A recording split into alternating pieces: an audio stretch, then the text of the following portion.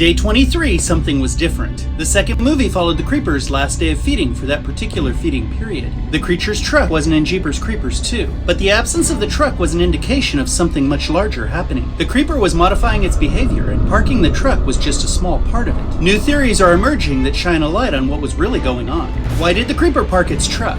And what forced this decision? What other modifications did the Creeper make to its process of hunting and killing? And did it work?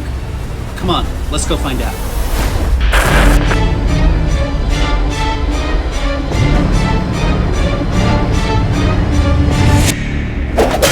The Creeper evolves over time to ensure its longevity. It must adapt to the world around it, to evoke fear while keeping the masses largely unaware. A delicate balance between fame and fortune. It desires to be known, but only in folklore, by locals with open minds and easy imaginations. Any information left behind must be quickly dismissed as nonsense by the close-minded. But did you know that the Creeper was once a very different creature? What if we told you it was a very different creature on day 23 than it was on the first day of the same feeding period? In this video, we will compare the Creeper as we know it in the last few days of feeding to the monster that emerged from the earth on day 1, 2001.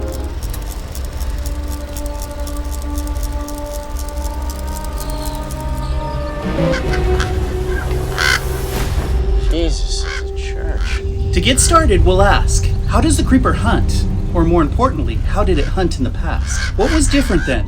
Imagine the Creeper residing underground for 23-year periods, not knowing how the world would be changing on the surface above it. It knew the population would be different, but it didn't know how it would be different until it was allowed to climb out of the earth and interact with the other inhabitants. In 2001, the Creeper emerged from the ground to find a much different party than it had previously known. Cars were faster, weapons were better, and there was a coalition trying to kill it. But how did that change the Creeper's approach? Let's consider the world the Creeper last knew.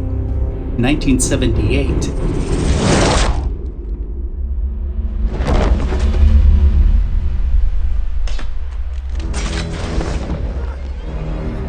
Kenny and Darla were returning from the prom in mid-April of 1978. They were popular Wheaton Valley High students, popular enough to win the vote for prom king and queen. They enjoyed their status, the dance, and the spiked punch bowl.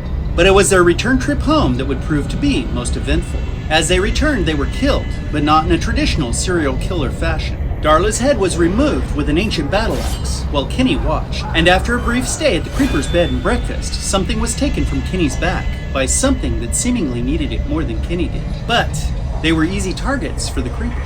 Once their car was 10 minutes from the dance location, Kenny and Darla were all alone out on the Old East 9. Not another car in sight. One lone set of not-so-bright headlights traveling slowly, far below a flying predator.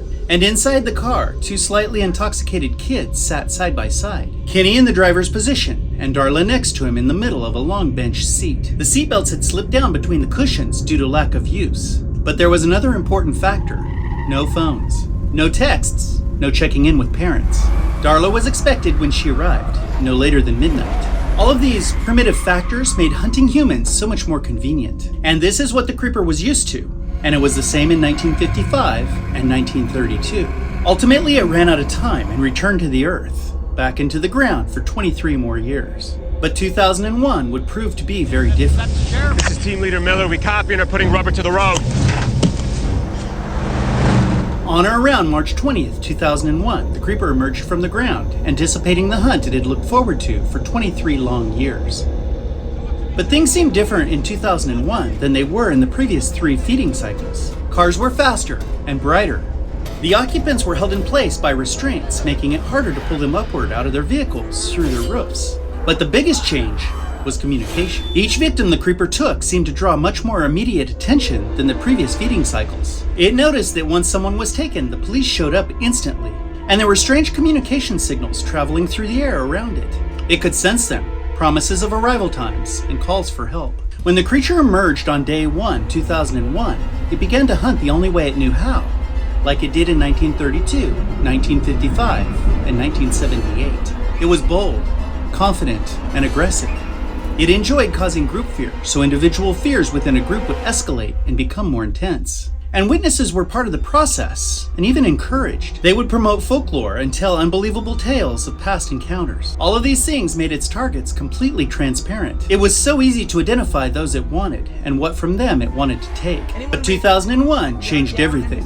Targets were still afraid, but now they had technology. As the creeper began to hunt, it realized something was different this time. Communication was better, and there were more people.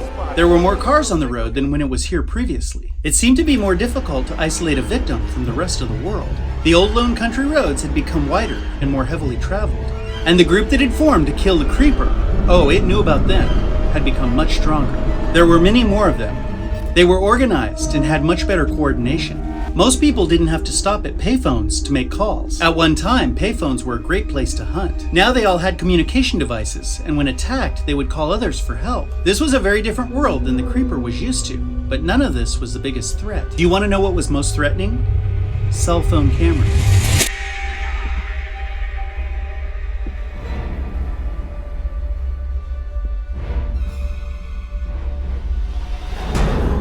Communication now happened at 1,000 words per second. In other words, images were sent on mobile phones, and we all know a picture is worth 1,000 words. The creeper had landed in a world that was communicating much more frequently and taking pictures to memorialize events.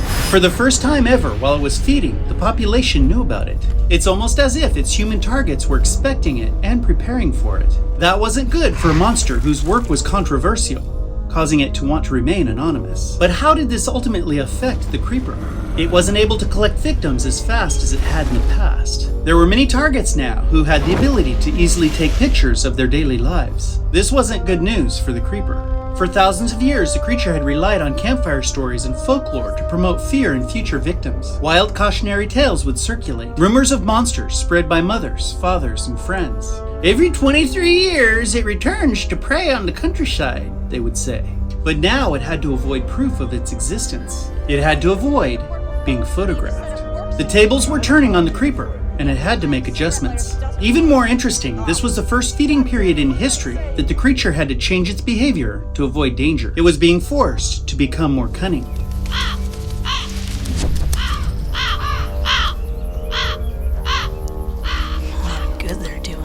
The creeper had to be more careful and spend more time in preparation. It had to resort to hiding in plain sight. There was evidence of this on the final days of 2001. We saw it stand in front of the cat lady scarecrow on day 19. Did you ever question its motives? Many would say it was to cause fear, and that is true. But what would be more fear-provoking than direct personal contact? When it attacked the state troopers escorting Trish and Derry out to the old church, it landed on the roof and removed the officers one by one. But why?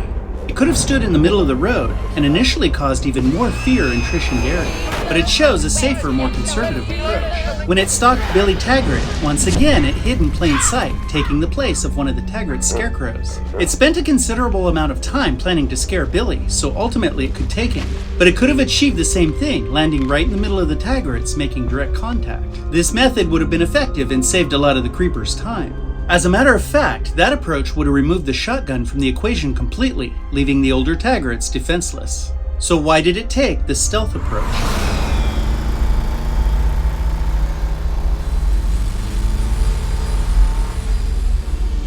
On the last day, the creeper wasn't using its truck out on the road.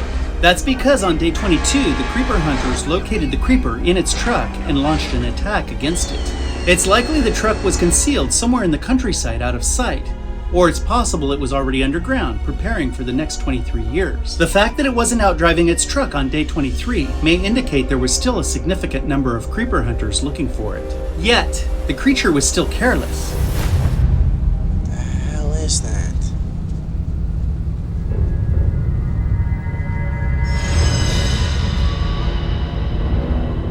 Dumping bodies down the pipe at an old church was a bold move for a new technological world. Anyone could have driven by and taken a picture, but that leaves us with other questions. How much did it know about the environment it was hunting in? Did it know that Jenner's phone wouldn't work? Did it have a way to drain the battery? And on day 22, it was out in broad daylight. A lot. Why weren't pictures taken? Maybe they were. We want to know what you think.